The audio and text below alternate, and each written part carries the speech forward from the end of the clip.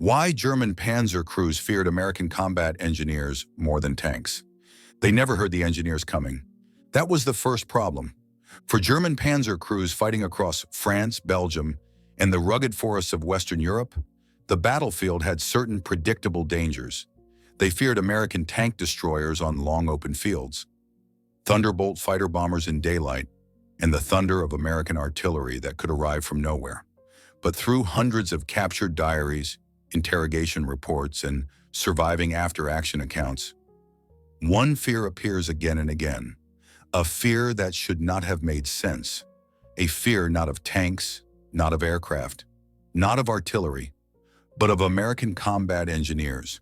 To a Panther or Panzer IV crew, engineers represented something fundamentally different from any other Allied threat. Tanks could be outrun, artillery could be survived, aircraft could be avoided. But when American engineers appeared on the battlefield, it meant two things.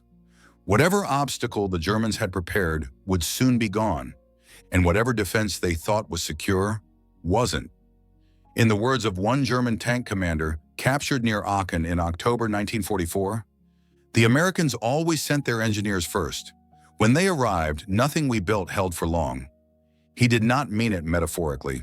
Throughout 1944 and 1945, German armored units relied heavily on obstacles: mines, anti-tank ditches, blown bridges, felled trees, roadblocks, dragon's teeth, booby-trapped crossroads to slow the Allied advance. A tank was powerful, yes, but nearly useless without the terrain advantage of obstacles. And the Americans understood this better than anyone. They built an entire system, an entire doctrine, around defeating obstacles faster than the Germans could create them. This was the hidden advantage that German tank crews learned to fear. Not American Sherman tanks, which were often outgunned, not American bazookas, which were unreliable early in the war, not even American infantry, which the Panzers were trained to counter, but the engineers, combat engineers, because they broke the very foundation of German armored warfare: control over the battlefield. The American combat engineer was not merely a soldier with tools. He was the point of penetration, the spearhead behind the tanks, the quiet force that turned what should have been strong defensive positions into temporary inconveniences. Engineers did not just clear paths. They tore down hours of German preparation in minutes. And in a war where minutes meant survival, this destruction of certainty terrified Panzer crews. But to understand why German armored units feared engineers more than tanks, we must go back before Normandy, before the Siegfried Line, before the hedgerows, to the interwar doctrine that shaped the U.S. Army in the first place. Because American engineer superiority, like artillery superiority, did not appear suddenly in 1944. It was built deliberately, patiently, systematically. The quiet system behind the chaos. In the 1930s at Fort Belvoir, Virginia, American military engineers studied a lesson most armies treated only as an afterthought: mobility wins wars. European doctrines of the era focused heavily on infantry, armor, or combined arms, but engineers were usually relegated to support roles, activated only when construction or demolition was needed. The U.S. Army took a radically different view.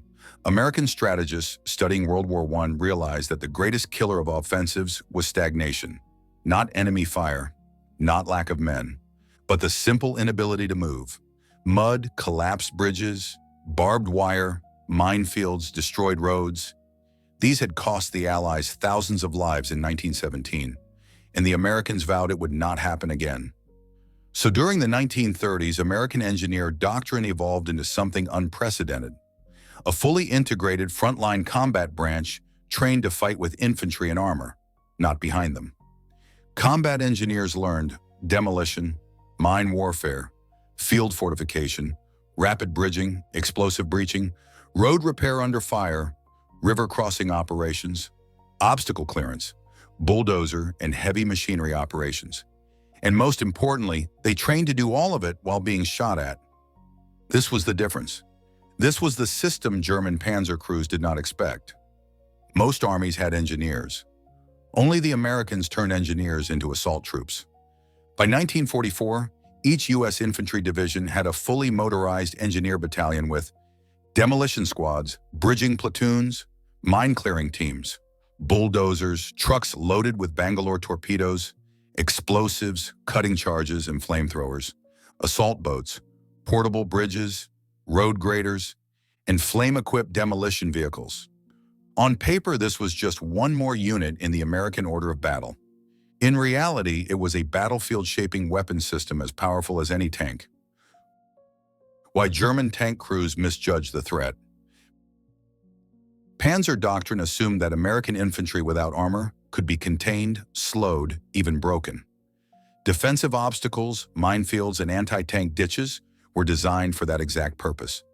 German armored commanders knew that if they could force the U.S. Army to funnel into narrow killing zones, the superior firepower of the Panzer divisions could devastate them. But the Americans refused to follow the script. Because when engineers were involved, killing zones did not stay intact for long. Time after time, German tank crews reported situations like this. A minefield that should have slowed the Americans for hours was cleared in minutes. A blown bridge expected to halt tanks for a day was replaced by a Bailey Bridge in under an hour. A forest road blocked by felled trees was opened while under fire. Anti-tank ditches were filled before Panzer units could reposition. Concrete obstacles were destroyed with engineer-placed satchel charges. Defensive wire entanglements disappeared in the flash of Bangalore torpedoes. Everywhere they went, German tank units encountered American mobility, relentless, aggressive, and unpredictable. One Panzer IV commander captured near Mons in September 1944 described the American advance this way: "They did not attack where they should have. They attacked where they should not have been able to. No obstacle held them." Another written account from a Panther crew member during the Hürtgen fighting said, "We feared the engineers more than the tanks. A tank you can fight, a bridge you cannot." This was the core of the fear. American engineers removed the only real advantages the Panzers had: terrain control, defensive preparation, predictability. Without those, a Panzer was just a gun on tracks. Dangerous, yes, but vulnerable. The Omaha Beach revelation. Perhaps nowhere is the truth of this fear more clearly demonstrated than on the blood-soaked shores of Omaha Beach. The Germans had expected the landing. They had prepared for it. And their defensive obstacles were formidable Belgian gates, wooden stakes with mines, barbed wire entanglements, concrete bunkers, anti-tank ditches, machine gun nests, mortar pits, artillery on the high ground. For any other army, the obstacle plan might have held. But the Americans brought engineers, combat engineers, who had trained for this exact nightmare scenario. Within the first hour, mine-clearing teams began carving lanes through the beach obstacles. Bangalore torpedoes ripped apart barbed wire under machine gun fire. Demolition teams crawled forward with satchel charges to open gaps. Engineers coordinated with tanks that had survived the landing. Bulldozers pushed debris aside even as crewmen were shot from their seats. By mid-morning, entire sections of the German obstacle plan had collapsed. This was not luck. It was doctrine. It was training. It was the engineer system the U.S. had spent a decade building, and the German High Command took notice. A German coastal defense officer at Pointe du Hoc wrote in his report, "Their engineers were demons. They came through fire without hesitation. Our obstacles, which we believed strong, vanished." If the U.S. Army had not used engineers in this way, the landings might have failed, or cost far more lives. Instead, Omaha became the ultimate proof that American mobility could overcome even the strongest fortifications. The hedgehog problem, and how engineers solved it. After breaking out of Normandy, the Americans faced a new nightmare: the infamous hedgerows. Each hedgerow was a 10-foot thick wall of ancient roots, reinforced with earth and bushes, tall enough to conceal tanks, impenetrable to bulldozers, dangerous for infantry, devilishly effective for ambushes. German Panzer grenadiers used the hedgerows as natural fortresses. Panzer IVs and Panthers fired from concealed positions. American tanks that tried to rush through the hedges exposed their bellies. Easy kills. It should have slowed the U.S. advance for weeks or months. But engineers intervened. A sergeant from the 102nd Cavalry invented a simple solution: the hedgerow cutter, known as the Rhino. He welded steel teeth to the front of Sherman tanks. The engineers tested the design, refined it, and distributed it across entire divisions. Suddenly, hedgerows, once perfect German defensive structures, were simply smashed apart. American armor no longer had to expose its belly. They could burst through the hedges like battering rams. A German Panzer commander later wrote, "Once they had the cutters, we no longer had cover. We were exposed." This story repeated itself across Europe. Engineers found a problem. Engineers created a solution. The German advantage disappeared. And each time this happened, panzer crews grew more anxious. There was no way to predict what engineers would come up with next. The Siege of the Siegfried Line. By the fall of 1944, the German army believed it had one last advantage: the Siegfried Line, a massive defensive system with thousands of concrete bunkers, pillboxes, trenches, and anti-tank obstacles known as Dragon's Teeth. Panzer units felt protected behind this line. American infantry and armor would have to bash their heads against it. But the engineers had other plans, using satchel charges, Bangalore torpedoes, bulldozers, C4 equivalents, explosive line charges, flamethrowers, and specialized anti-obstacle teams. They began carving paths through the Siegfried Line in days, not months. German tank crews inside the bunkers and trenches reported a repeating pattern. They would hear explosions in the distance, then another, then closer. Then suddenly, American infantry and armor were inside their lines. One German report described it simply: "Our defenses disappeared. It was as if the Americans had dissolved them." Engineers were not merely breaching obstacles. They were breaking the German belief that obstacles could ever be trusted. And once that belief crumbled, so did morale. The fear of American combat engineers did not grow from a single moment or a single battle. It grew from a pattern, a relentless, repeating phenomenon that appeared on every front, in every terrain, and against every defensive system the Germans trusted. The engineers were not predictable. They were not slow. They were not support troops in the traditional sense. They were a force that reshaped the battlefield itself. To a German panzer crew, this was something deeply unsettling. You can fight an enemy soldier. You can duel an enemy tank. You can anticipate artillery. You can avoid aircraft. But how do you fight a unit whose very purpose is to break the terrain you use to survive? When obstacles become temporary, German armored doctrine depended on obstacles. This was not an accident. It was the core of how the Wehrmacht compensated for being outnumbered. German reports from Normandy through the Ardennes consistently emphasize: hold the choke points, force the Americans into kill zones, make the terrain work for us. But American engineers turned every German defensive advantage into a temporary inconvenience. A Panther commander captured near the Hürtgen Forest put it bluntly: "Our defenses were designed to hold for hours. The engineers broke them in minutes." And the problem wasn't just breaching obstacles.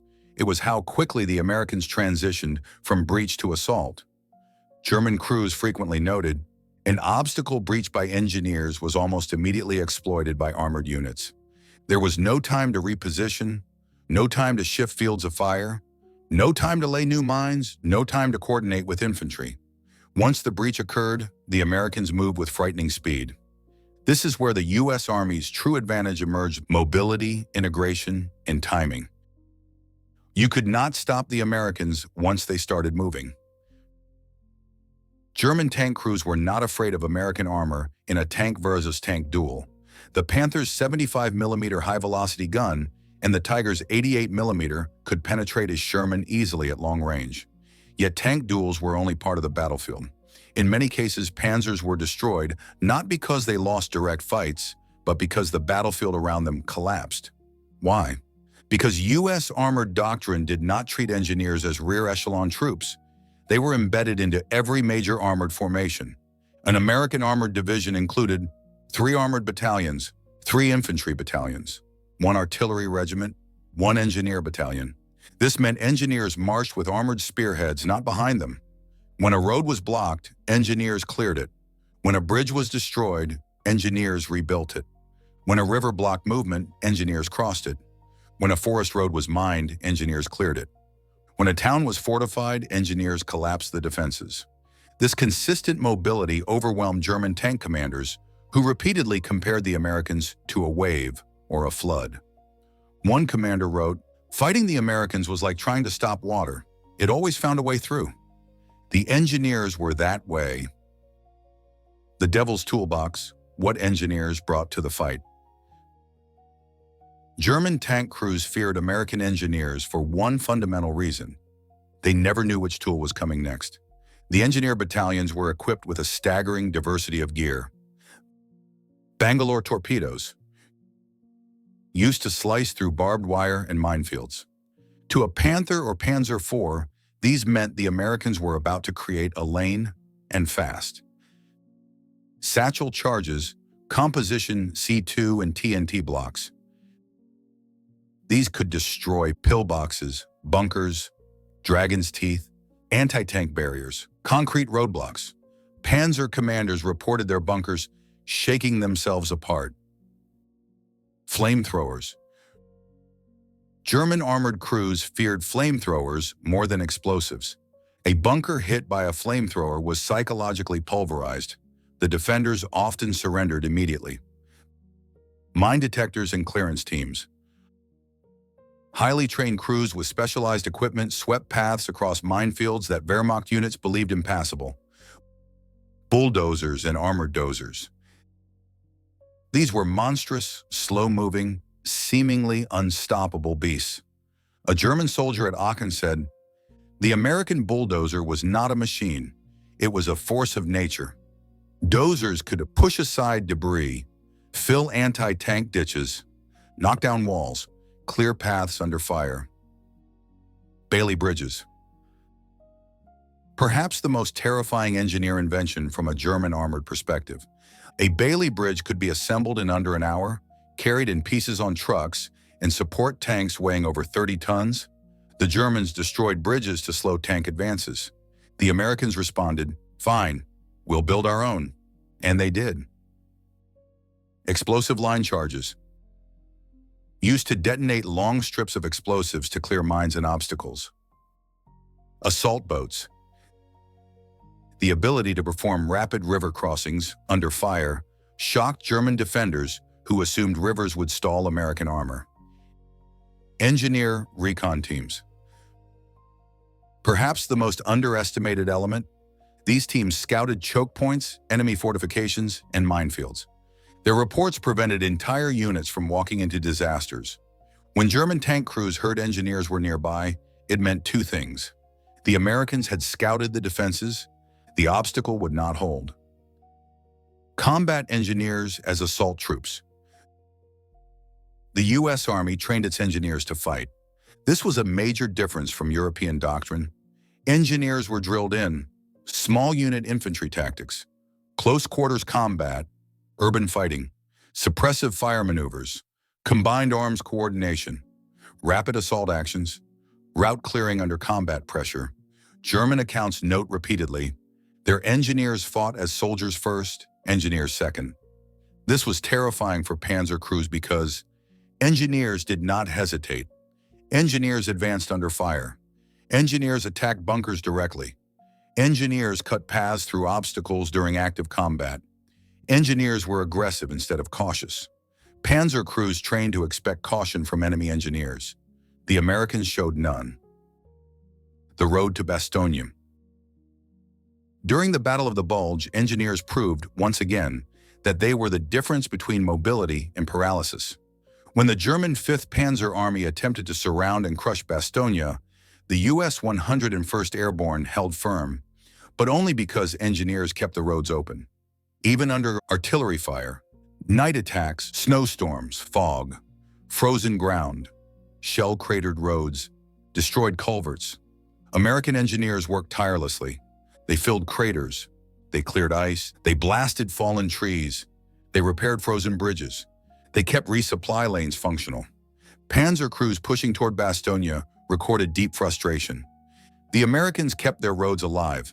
We could not understand how.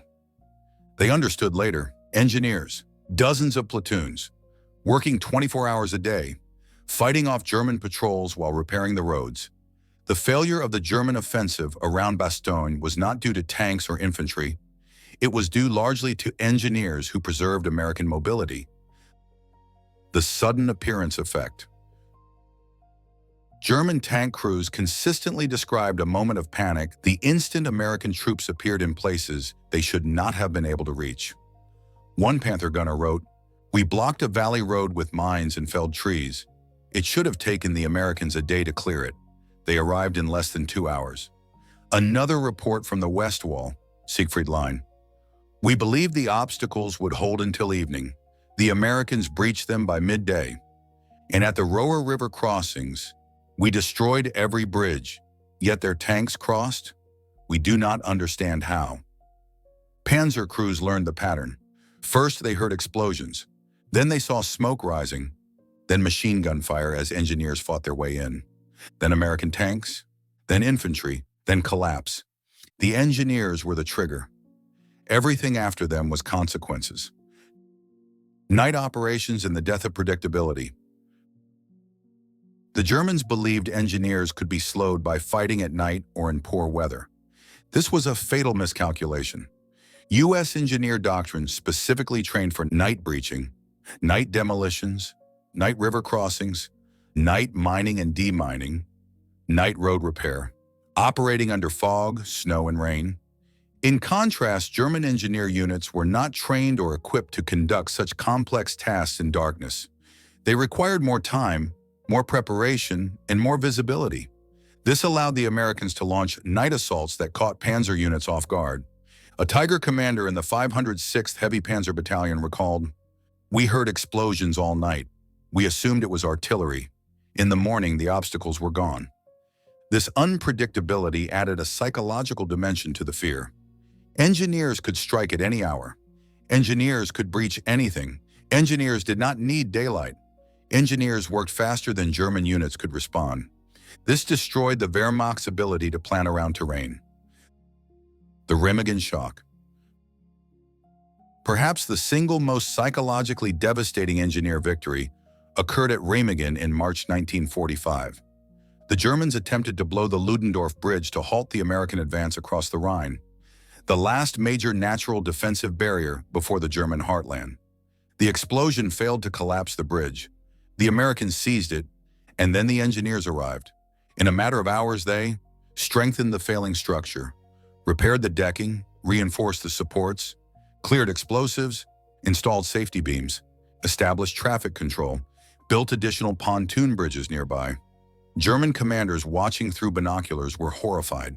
A written report stated, "The Americans repaired a bridge under fire faster than we could destroy it." Another simply read, "After Remagen, our armor could no longer maneuver with certainty." Because once again, engineers had robbed the panzers of the one thing they relied on: terrain control.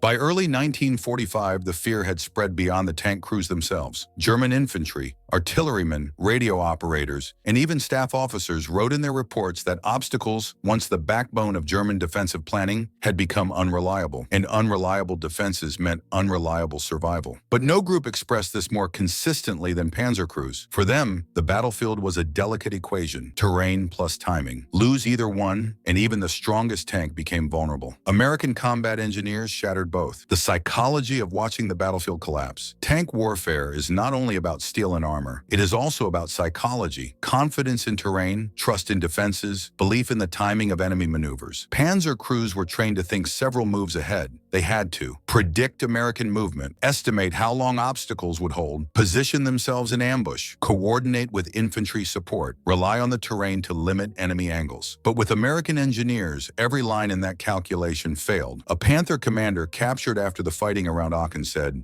"We could not prepare traps because the Americans refused to behave as they should. When the engineers came, the battlefield changed shape." That phrase appears in multiple reports because that is the precise psychological shock engineers created. Obstacles no longer stopped the Americans. Rivers no longer slowed them. Minefields no longer deterred them. Roadblocks no longer held them. Forests no longer protected the panzers. Ruined towns no longer stalled Allied armor. For a German tank crew, this meant something terrifying. If the terrain cannot protect us, nothing can. Panzer units depended on terrain more than most armies. American armored units depended on engineers. And in a war of mobility, that difference was catastrophic. The Hürtgen Forest, where engineers fought like infantry. The Hürtgen Forest was supposed to be a natural fortress, a maze of narrow trails, thick trees, steep ravines, and ambush positions, ideal for German defenders. Panzer Grenadiers and Sturmgeschütz units believed the Americans would bleed here for months. But once again, engineers shattered the expected outcome. Engineers cleared narrow logging roads,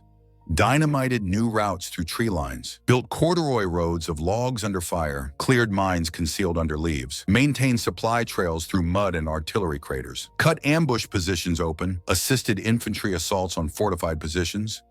German tanks tried to use the forest's natural cover to ambush Shermans and half-tracks. But each time they shifted positions, they found new American paths cleared, new roads open, new choke points eliminated. The forest itself became unreliable. A German S-2G 3-gunner wrote, "We cannot rely on any tree or any road. The Americans cut new ones." Hürtgen became one of the first major proofs that engineers did not just react to terrain, they reshaped it. And this terrified armored crews whose doctrine depended on using terrain as a weapon. Aachen, engineers versus the city itself. The battle for Aachen demonstrated the engineers' ability not only to open terrain, but also to break urban defenses. German tanks used the narrow medieval streets as choke points. They relied on rubble to block American armor. They turned intersections into ambush zones. The Americans responded with engineers who cleared rubble under fire, blew holes through walls for infantry, set demolition charges to collapse German strongpoints, constructed quick bridges across cratered streets, converted ruined buildings into passable routes, tore through barricades that panzers thought impenetrable. A Leopard command tank officer in Aachen wrote, "The Americans moved through the city as if the destruction were nothing. Their engineers defied the terrain." To a panzer crew, city fighting was supposed to heavily favor the defenders. Engineers erased that advantage, breaching the Siegfried Line, the final proof. The Siegfried Line, or West Wall, represented Germany's last great hope for slowing the American advance. Its labyrinth of pillboxes, trenches, dragon's teeth, and anti-tank ditches was designed to bottle up enemy armor for days. Instead, American engineers did the impossible. In many sectors, they breached the line in hours. Engineers used 50-pound TNT charges, Bangalore torpedoes, armored bulldozers, flamethrowers, explosive line charges, satchel charges. And once they breached even a single sector, the collapse was unstoppable. A German Panzer officer writing after the war admitted, "Our West Wall was built for 1918, not 1944. Against the American engineers, it was nothing." This sentiment became common throughout late 1944. The Panzer doctrine that relied on fixed defenses was slowly unraveling, and engineers were at the center of every unraveling. Remagen, the day engineers broke German morale. When the Americans captured the Ludendorff Bridge at Remagen, it was a disaster for the Wehrmacht.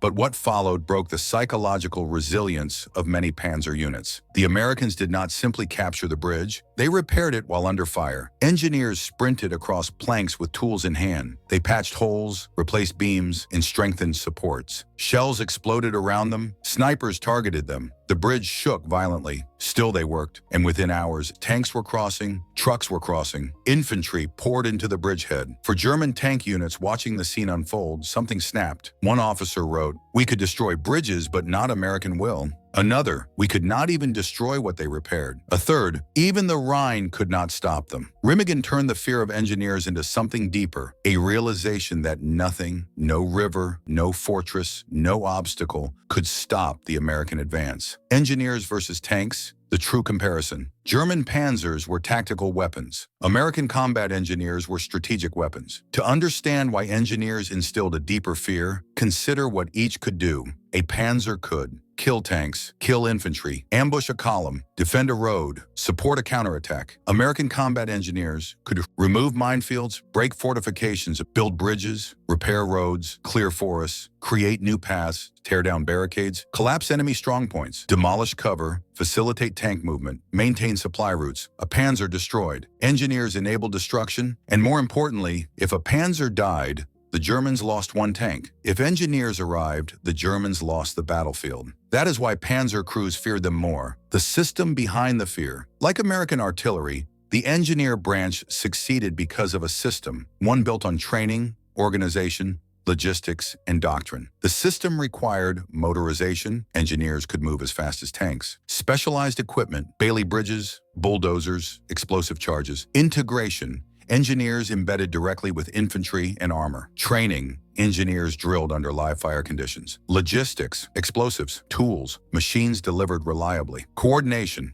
engineers communicated with armor, artillery, and recon units. Remove any part of the system, and the engineer advantage would collapse. But in 1944 and 1945, the system was intact, strong, efficient, relentless. German tank crews recognized this. They understood that the engineers represented not just soldiers, but an entire institutional machine. And machines, when well designed, are merciless. What German commanders said after the war. Wehrmacht officers interviewed after the war frequently mentioned American artillery, air power, and logistics. But when asked about the American engineer capability, their responses were different, more personal, more frustrated. A panzer commander from the 2nd SS Panzer Division said, "We lost battles not to tanks, but to the speed with which the Americans could rebuild what we destroyed." A Tiger commander stated, "We were always surprised by where the Americans appeared. Always some new road, some new bridge." A staff officer in the 11th Panzer Division admitted, "Our defenses were made irrelevant by their engineers." And one of the most telling statements came from a Panther crew member near Cologne. "When we heard the sound of bulldozers or explosions in the distance, we knew our position would not hold." That is fear, not fear of death. Fear of inevitability. The feeling that no matter how well a panzer unit prepared, the engineers would undo their preparation. That terrain itself would eventually turn in the Americans' favor. The final stage, the collapse of terrain. In warfare, armies win battles. Engineers win campaigns. The German army entered World War II believing in the dominance of decisive armored thrusts and mobile warfare. But by 1944, they faced an enemy who had mastered something more fundamental, the ability to reshape the battlefield. Tanks could kill, artillery could destroy, infantry could advance. But engineers made all of that possible. Without engineers, no breakout from Normandy, no victory at Aachen, no penetration of the Siegfried Line, no advance through Hürtgen, no success at Bastogne, no crossing at Remagen, no drive into the German heartland. They were the quiet force behind the thunder of American steel, and German panzer crews knew this. Conclusion: why the engineers were feared above all. German tank crews did not fear American engineers because of their weapons. They feared them because, 1. Engineers invalidated German tactics. Everything panzers relied on, terrain, obstacles, delays, engineers destroyed. 2. Engineers enabled American momentum. Once a breach occurred, the U.S. Army advanced with unstoppable speed. 3rd. Engineers made the battlefield unpredictable. Panzer commanders could not plan around an enemy that could reshape the terrain. 4. Engineers made German defenses temporary. Nothing the Germans built lasted long. 5. Engineers represented an entire system, motorized, trained, equipped, coordinated, and relentless. 6.